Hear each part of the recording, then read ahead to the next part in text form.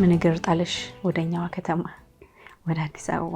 ባል ያመጣኝ አዲስ አበባ ሰው በራፉን ዘግቶ ነው ምናምንና ያ ነገር በጣም ጨንቆኝ ነበር። ከባድ ሐል ውስጥ ገባሁኝ።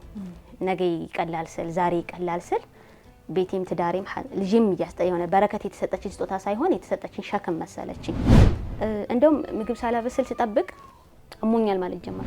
እንኳን ቤት አጽድቶ መጠበቅ ራሴንም አጽድቶ መጠበቅ አስጠላኝ። አሁን እንዴት ነሽ? ሙቺ ሙቺ ይለኛል።